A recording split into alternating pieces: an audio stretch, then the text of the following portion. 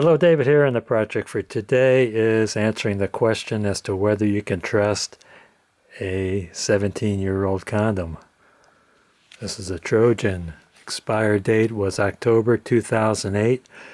If it expired in 2008, it might have been made in 2006 or 2007. So this could be 18 years old.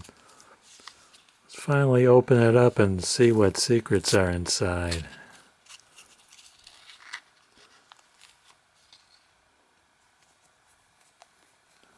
Lubrication's dry.